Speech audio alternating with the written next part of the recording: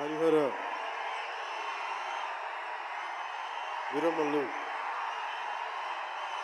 Pre release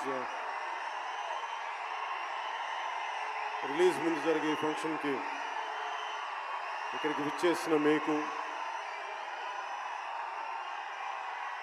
Telugu సినిమాని ఆదరించే ఇష్టపడే ప్రతి ఒక్కరికి, టీవీల్లో వీక్షిస్తున్న ప్రతి ఒక్కరికి కూడా మన శిల్పకళా వేదిక నుంచి వారందరికీ నా హృదయపూర్వక నమస్కారాలు.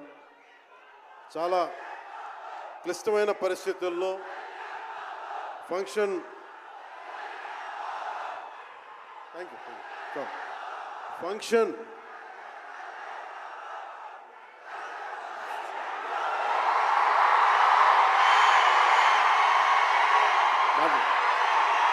ఫంక్షన్ హైదరాబాద్ తెలంగాణలో హరిహర వీరమల్లు ఫంక్షన్ ఒక కనీసం లక్షలాది మంది మధ్య జరుపుకుందామని ప్లాన్ చేసిన వర్షాభావాలు ఇతరత్ర కారణాల వల్ల దాన్ని ముందుకు తీసుకెళ్ళలేక ఫంక్షన్ సైజ్ని మన శిల్పకళ వేదికకి పరిమితం చేసినా కానీ ప్రతి ఒక్కరికి టీవీలో కూర్చొని మరింత సురక్షితంగా చూడాలని ఒక ఉద్దేశం. ఇలాంటి ఒక ఫంక్షన్ చేసుకోవాలంటే చాలా ఒత్తిళ్ళు ఉంటాయి. అలాంటి పరిస్థితుల్లో ముఖ్యంగా హైదరాబాద్ తెలంగాణలో పర్మిషన్ ఇచ్చిన, ఈ సభకి పర్మిషన్ ఇచ్చిన గౌరవ ముఖ్యమంత్రి శ్రీ అనుముల తెలంగాణ గౌరవ ముఖ్యమంత్రి శ్రీ అనుముల రేవంత్ రెడ్డి గారికి ప్రత్యేకించి నా ప్రత్యేక ధన్యవాదాలు, హృదయపూర్వక నమస్కారం.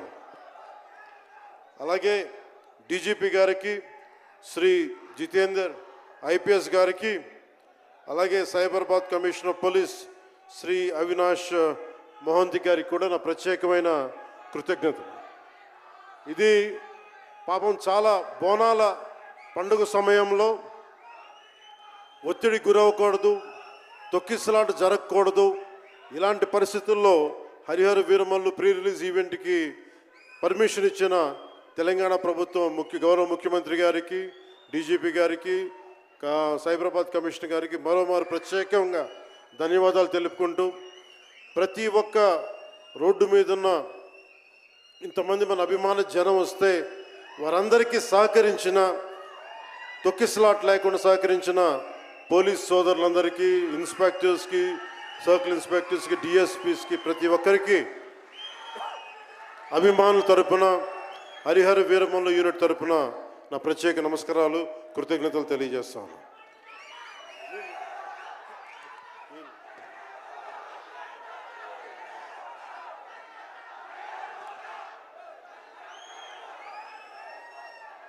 అలాగే తెలంగాణ సినిమాటోగ్రాఫర్ శాఖ మంత్రి శ్రీ కోమటిరెడ్డి వెంకటరెడ్డి గారు రావాల్సి ఉండింది, కానీ ఆయన మనకి సీఎం గారు రివ్యూ మీటింగ్ల వల్ల రాలేకపోయారు. వారికి కూడా నా ప్రత్యేక కృతజ్ఞతలు. అలాగే నేను పాలిటిక్స్కి వచ్చాక, సినిమాలోకి వచ్చి మీ అభిమానాన్ని ఎలా సంపాదించుకున్నాను, పాలిటిక్స్లోకి వచ్చాక నేను స్నేహంతో పాటు ఒక మంచి స్నేహితుణ్ణి, అలాగే ఒక మంచి ఒక మిత్రుణ్ణి సంపాదించుకున్నాను. అది శ్రీ ఈశ్వర్ ఖండ్రే గారు. And I found a great friend and a great brother in him. I am truly grateful to you, sir, from coming all the way from Karnataka, for making your time in your busy schedule, and I'm eternally grateful to you for making your presence felt here. Your blessings and your kind words and your good words are truly inspiring, and we will truly cherish this moment with you, sir. We are grateful to you. అలాగే కందుల దుర్గేష్ గారు, గౌరవ పర్యాటక సాంస్కృతిక శాఖ మరి cinematograph శాఖ మార్చులు, ఆంధ్రప్రదేశ్ ప్రభుత్వం. అలాగే ప్రత్యేకించి రఘురామకృష్ణరాజు గారు మీకు తెలుసు కదా, ఆయన గురించి చెప్పక్కర్లేదు కదా. గౌరవ ఆంధ్రప్రదేశ్ శాసనసభ ఉపసభాపతి, ఆయన మాటని శాసనసభలో చూడాలి, చాలా ఆనందంగా ఉంటుంది ఆయనతోటి. వారికి కూడా నా ప్రత్యేకంగా ధన్యవాదాలు.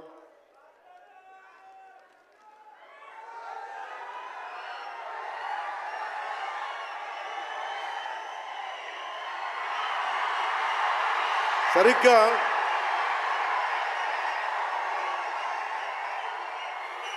ఒక 2 సంవత్సరాల క్రితం భీమ్లా నాయక్ రిలీజ్ అయినప్పుడు,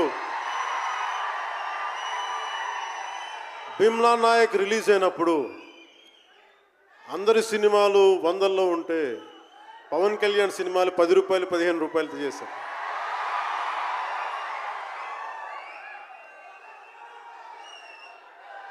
నేను ఒకటే చెప్పాను ఆ రోజున, మనల్ని ఎవడు ఆపేది.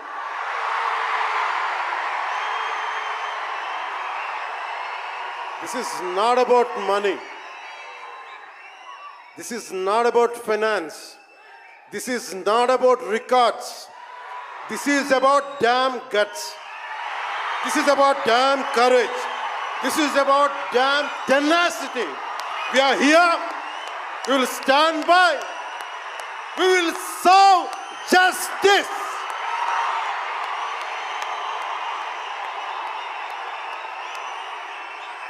పవన్ కళ్యాణ్ ఎప్పుడు రికార్డుల కోసం ప్రయత్నం చేయాల. Reluctant actor. మా బ్రహ్మానందం గారు చెప్పినట్టుగా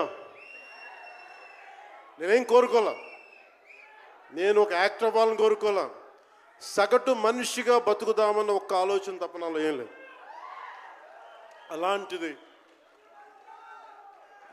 నేను పొద్దున ప్రెస్ మీట్లో రత్నం గారి గురించి మాట్లాడాను. ఇప్పుడు మీకోసమే మాట్లాడతాను, నా అభిమానుల కోసం. ఈరోజు నేను ఇక్కడ నిల్చున్నాను, పడి లేచాను, పడుతూనే ఉన్నాను, లేస్తూనే ఉన్నాను. దానికి కారణం ఒకరే, మీరే.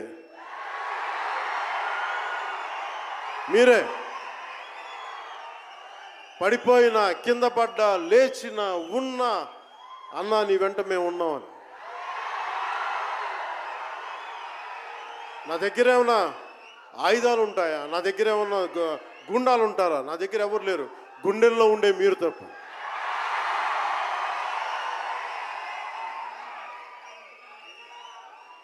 దాదాపు నేను 96లో నా మొదటి సినిమా అక్కడమ్మా ఇక్కడబ్బాయి. ఇది 2025 అంటే ఆల్మోస్ట్ 29 to 30 years. అంటే దాదాపు 29-30 సంవత్సరాలు నేను చిత్ర పరిశ్రమకు వచ్చి.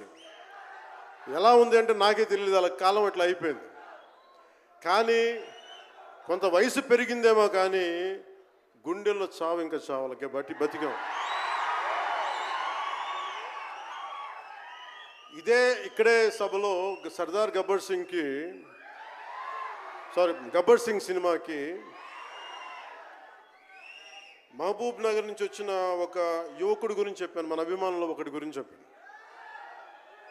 అన్నా నువ్వేమి ఇవ్వదు, ఒక హిట్ ఇవ్వన్నా చాలని. ఆ రోజు నేను భగవంతుని కోరుకున్నాను, నా అభిమానుల కోసం, నా కోసం కాదు కానీ ఒక హిట్ ఉంటే బాగుంటుంది అని కోరుకున్నాను. అది హరీష్ శంకర్ గబ్బర్ సింగ్ వల్ల తిరిగి వచ్చింది. కానీ ఈ సినిమా చాలా డిఫికల్ట్ టైమ్స్లో చేశాను. ఇది సినిమాల మీద టెక్నీషియన్గా నేను ఉండి ఒక నిమిషం సినిమాలు కష్టంగా ఉండి, ఒక సినిమా చేయడం ఎంత కష్టమో, సినిమా చేయడం చాలా చాలా కష్టం.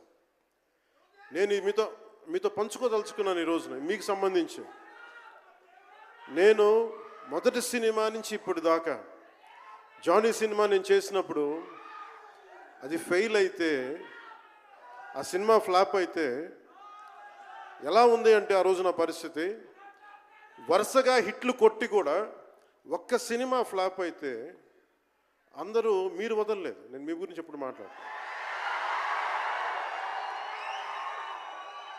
అంటే ధనం మూలం మిదం జగత్ అంటాం. అంటే అన్ని బంధాలు, కార్ల్ మార్క్స్ చెప్పిన అన్ని బంధాలు ఆర్థిక బంధాలని సినిమా పరిశ్రమలో మరింత బలంగా తెలుస్తాయి. నా రెమ్యునరేషన్ ఇచ్చేసాను అని నా దగ్గర అంతమించి డబ్బులు లేవు. కానీ ఆ రోజు నుంచి ఈ రోజు దాకా ఒకటైతే మార్పు జరిగింది. నేను చిత్ర పరిశ్రమ హిట్స్ ఫ్లాప్స్ ఇవన్నీ వదిలేసి నేను ఒకటే నమ్మాను, నా అభిమానులు నాకున్నారు, నన్ను ప్రేమించే వాళ్ళు ఉన్నారు.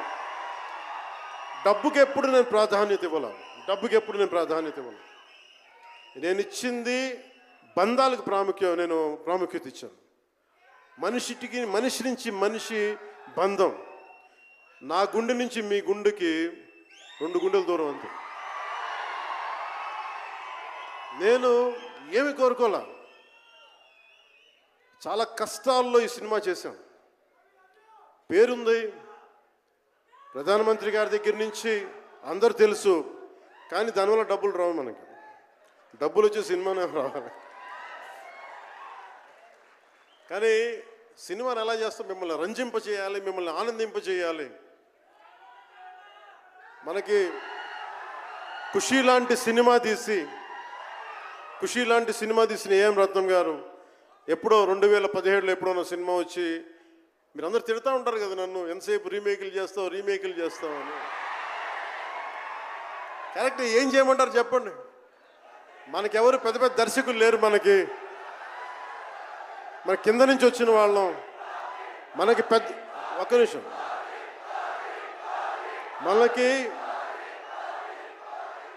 మన సినిమాలని చెప్తున్నా, ఓజీ సంతోషం, ఇది వీరా మీకు ఈ సినిమా గురించి చెప్తాను మీకు.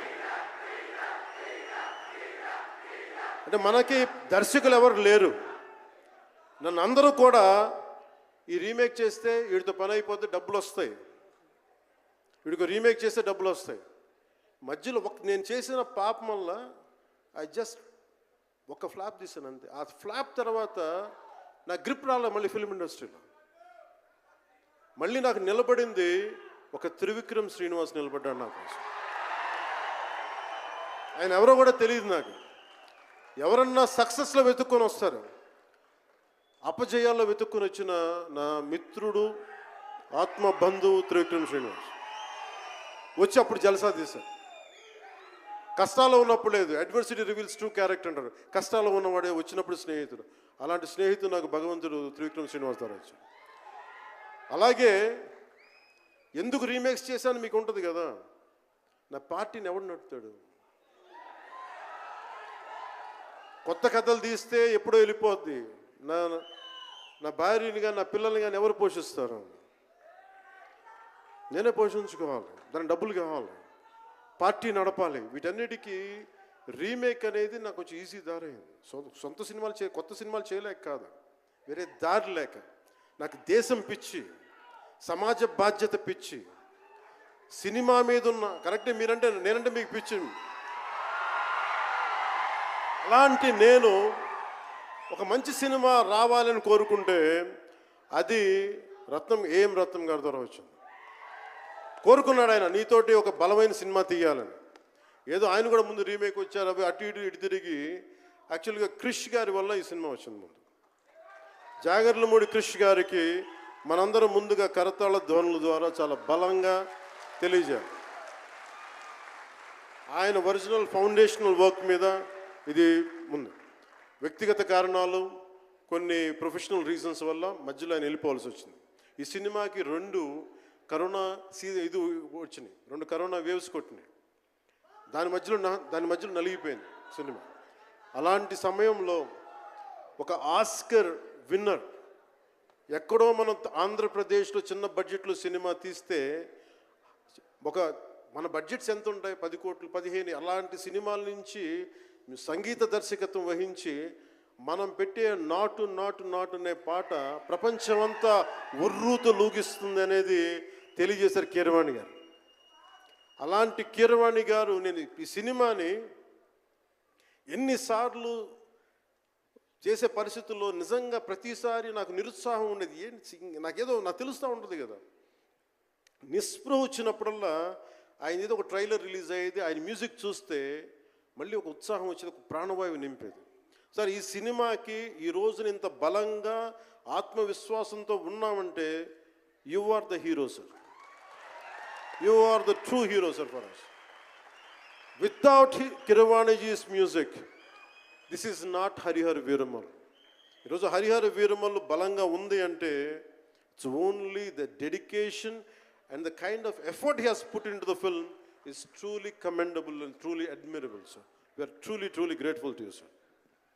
మధ్యలో వారి నాన్నగారిని కోల్పోయి ఆ సమయంలో కూడా మనస్ఫూర్తిగా ఆయనకి ఆ బ్యాక్గ్రౌండ్ స్కోర్ ఇచ్చినందుకు, సొంత తండ్రిని కోల్పోయి కూడా ఇచ్చినందుకు మరోమారు వారికి ప్రత్యేకంగా కీరవాణి గారి టీంకి, కీరవాణి గారి గాయకులకి, వారి రికార్డింగ్ టీంకి, వారి ఇంజనీరింగ్ డిపార్ట్మెంట్కి, ప్రతి ఒక్కరికి నా హృదయపూర్వక ధన్యవాదాలు.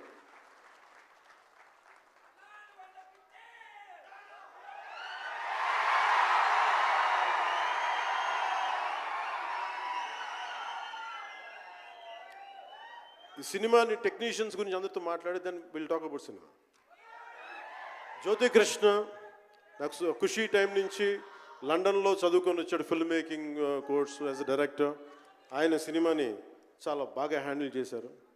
ఎలా ఈ పరిస్థితులు ఎవరు చేయగలరు అనుకుంటా ఆయన స్టెప్ ఇన్ అయ్యి ఒక తండ్రికున్న విజన్కి కొడుకు సారథ్యం వహించి తండ్రి కొడుకుల తాలూకు ఇది ఎఫర్ట్ ఈ సినిమా ఇది.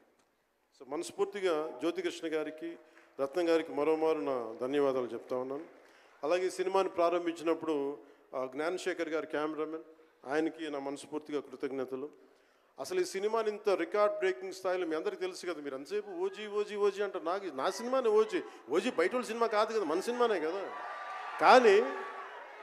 కానీ హరిహర వీరమల్లుకి ప్రాణం పెట్టిన ఇంకొక వ్యక్తి ఉన్నారు, ఆయన మనోజ్ పరమహంస.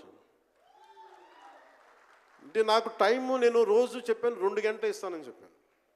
నేను అడ్మినిస్ట్రేటివ్ నా దగ్గర ఉంది, ఈశ్వర్ ఖండ్రే గారిలాగా నేను కూడా ఫారెస్ట్ మినిస్టర్, దాంతోపాటు పంచాయతీ రాజ్ ఉంది. వీటన్నిటి మధ్యలో నేను ఇవ్వగలిగేది 7 నుంచి 9 2 గంటలు ఇస్తాను. మీకు ఏం చేస్తుంటారో చేసుకోండి. వారానికి 5 రోజులు ఇచ్చాను.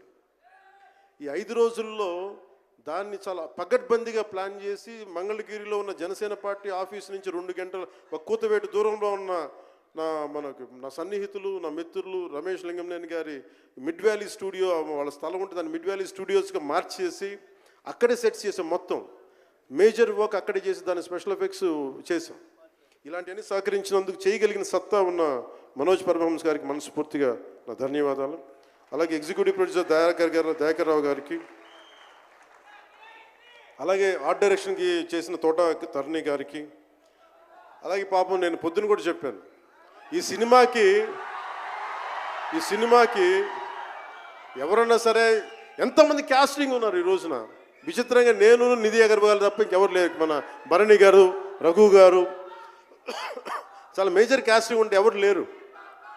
దానికి ఈ సినిమాని ఇన్ని రోజుల దాకా, గత నెల రోజుల నుంచి ఒంటి చేత్తోటి జనం మధ్యలో ఉండేలాగా నిధి అగర్వాల్ గారికి మనస్ఫూర్తిగా నేను ఆవిడని చూసి సిగ్గు తెచ్చుకొని నేను కూడా ఈ రోజున మాట్లాడాను.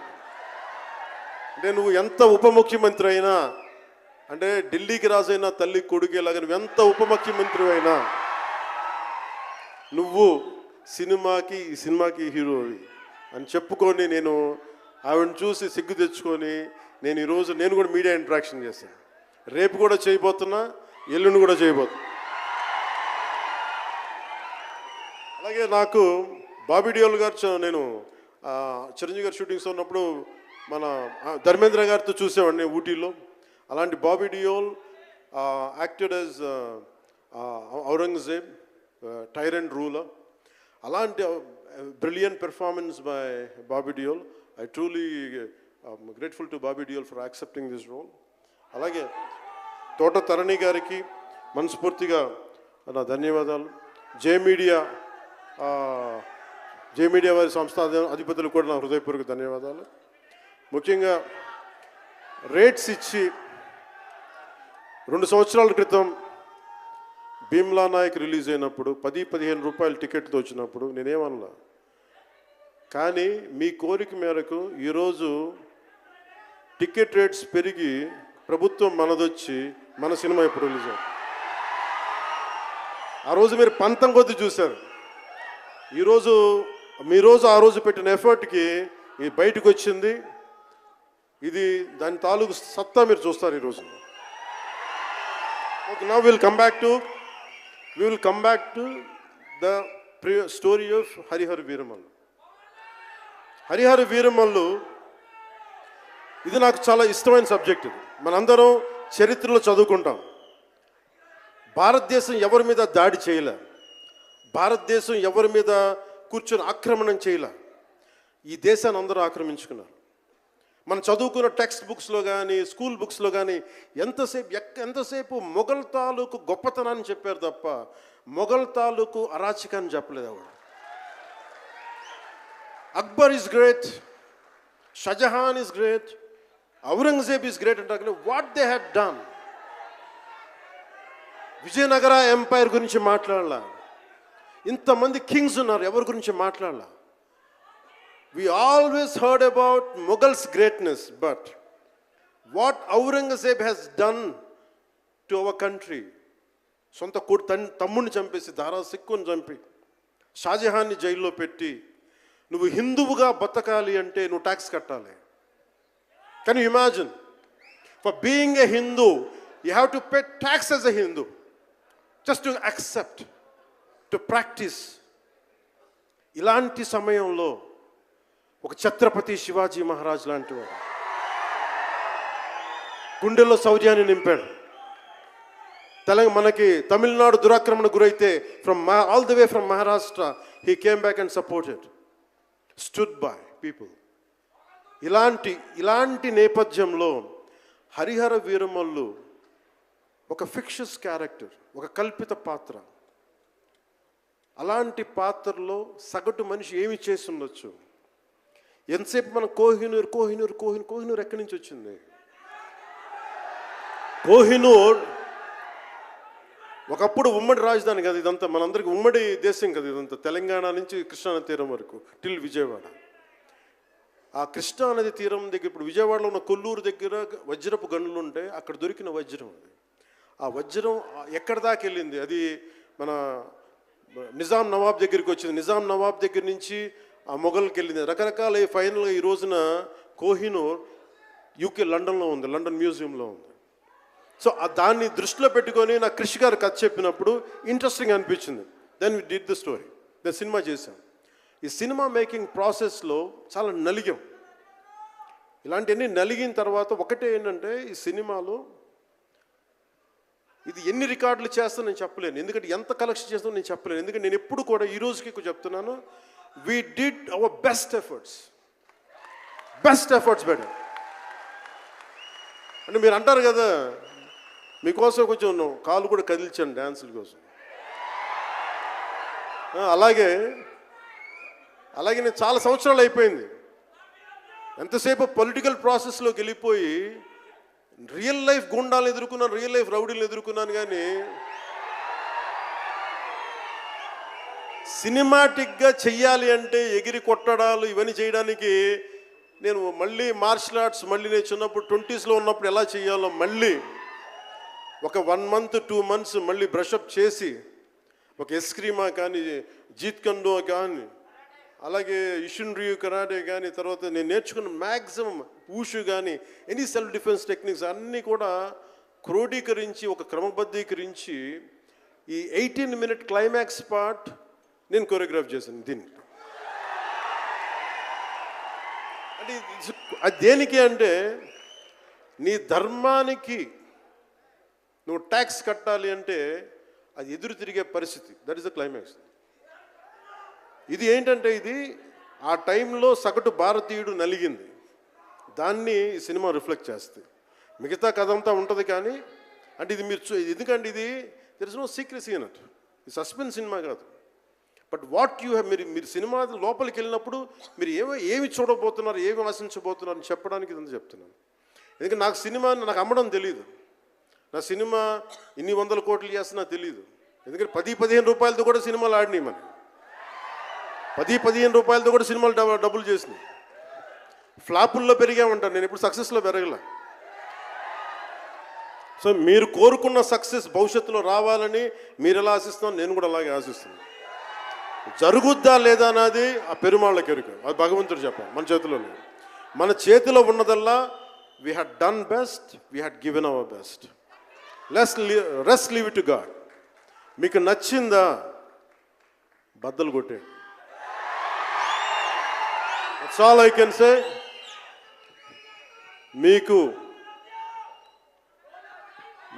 మీరే నా బలం, మీరే నా బలం. నేను కష్టాల్లో ఉన్నా, ఓటమిలో ఉన్నా, ఎక్కడున్నా అన్నా నీకున్నావని చెప్పిన వాళ్ళు మీరు. మనల్ని ఎవడరా ఆపేదంటే, మనల్ని ఎవడన్నా ఆపేదని ముందుకొచ్చింది మీరు. మీకు ప్రతి ఒక్కరికి పేరు పేరున ఈ గుండె ఎవరి కోసం కొట్టుకోదు, మీకోసమే కొట్టుకుంటుంది, మీ కష్టాల కోసం కొట్టుకుంటుంది. మళ్ళీ విశాఖపట్నంలో కలుసుకుందాం. టిల్ దెన్ జై భారత్, జై హింద్. ఒక గ్రూప్ పిక్చర్ కోసం పవన్ కళ్యాణ్ గారిని ఉండవలసిందిగా రిక్వెస్ట్ చేస్తున్నాము. ఒక గ్రూప్ పిక్చర్ ప్లీజ్. ఒక గ్రూప్ పిక్చర్. వినాలి, హరిహర వీరమల్లు చెప్తే వినాలి.